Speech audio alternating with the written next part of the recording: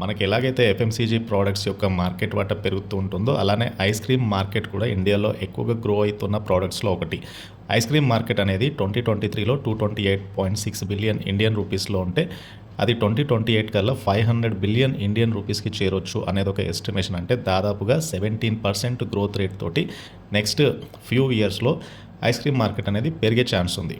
And by 2030 ice cream market అనేది nearly 100 billion Indian రూపీస్కి చేరొచ్చు అనేది ఎస్టిమేషన్. అండ్ ఈ సెగ్మెంట్లో చాలా మటుకు కంపెనీస్ ఉన్నాయి. లైక్ అందులో మేజర్ బ్రాండ్స్ చూస్తే కనుక అమూల్ కానీ, క్వాలిటీ వాల్స్ కానీ, వాడిలాల్ డైరీ ఇంటర్నేషనల్ లిమిటెడ్ కానీ, మదర్ డైరీ, వీటితో పాటుగా Hudson agro, gravies food private limited, ఇవన్నీ కూడా ప్రస్తుతానికైతే ఎగ్జిస్టింగ్ బ్రాండ్స్.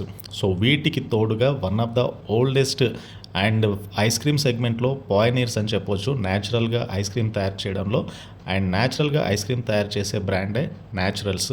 చాలా కాంపిటీషన్ ఉన్న ఐస్ క్రీమ్ మార్కెట్ సెగ్మెంట్లో చాలా ప్రామినెంట్గా గ్రో అవుతున్న కంపెనీ న్యాచురల్స్. అండ్ న్యాచురల్స్ ఎలా స్టార్ట్ అయిందో చూద్దాం. 1980స్లో ఐస్ క్రీమ్ అంటే అదొక లగ్జరీ. సో మిడిల్ క్లాస్ కానీ బిలో మిడిల్ క్లాస్ వాళ్ళు ఐస్ క్రీమ్ తినాలంటే ఏ కుల్ఫీ ఫామ్లోనో లేదంటే ఆర్టిఫిషియల్ కలర్తో వాటర్తో చేసిన ఐస్ క్రీమ్ ఎక్కువగా అందుబాటులో ఉండే. ఇక దాని ద్వారా వచ్చే హెల్త్ ప్రాబ్లమ్స్ కూడా ఉండేవి. సో దీనికి విరుద్ధంగా ఎలాంటి ఆర్టిఫిషియల్ ఫ్లేవర్స్ లేకుండా చాలా న్యాచురల్గా మిల్క్, షుగర్, ఫ్రూట్ పల్ప్తో ఐస్ క్రీమ్ని తయారు చేసే ఆలోచన వచ్చింది రఘునందన్ కమాత్కి. సో ఇతని ఫాదర్ ఒక మ్యాంగో వెండర్. ఫాదర్తో కలిసి మ్యాంగో ఫ్రూట్ షాప్లో పనిచేసే రఘునందన్ కామాత్కి ఐస్ క్రీమ్ ఎందుకు తయారు చేయొద్దు అనే ఒక ఆలోచన వచ్చింది. ఐస్ క్రీమ్ని ఆర్టిఫిషియల్గా ఫ్రూట్ ఫ్లేవర్ యాడ్ చేయడం కంటే ఫ్రూట్ పల్ప్తోటి ఐస్ క్రీమ్ తయారు చేసే ఐడియాతో వెంటనే ముంబైలో ఒక బ్రాంచ్ని అయితే ఓపెన్ చేశారు 1984లో. సో చిన్న ఫుడ్ స్టోర్ లాగా దాన్ని స్టార్ట్ చేశారు. అందులో పావుబాజీతో పాటుగా ఐస్ క్రీమ్ తయారు చేసి అమ్మేవాళ్ళు. అంటే రెగ్యులర్గా ముంబై మార్కెట్లో పావుబాజీ చాలా ఫేమస్.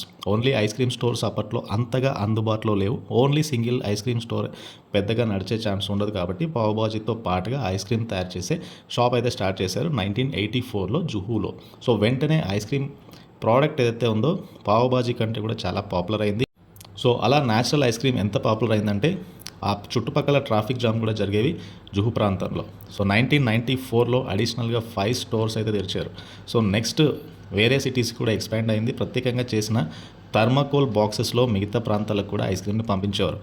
2015లో 115 crore ఉన్న మార్కెట్ 2020లో 300 crore చేరుకుంది. అండ్ 2024లో 400 crore బ్రాండ్గా న్యాచురల్ ఐస్ క్రీమ్ అయితే గ్రో అయింది. సో ప్రస్తుతానికి న్యాచురల్ ఐస్ క్రీమ్స్కి 170 అవుట్లెట్స్ ఉన్నాయి. 15 స్టేట్స్లో వీళ్ళకైతే ప్రజెన్స్ ఉంది.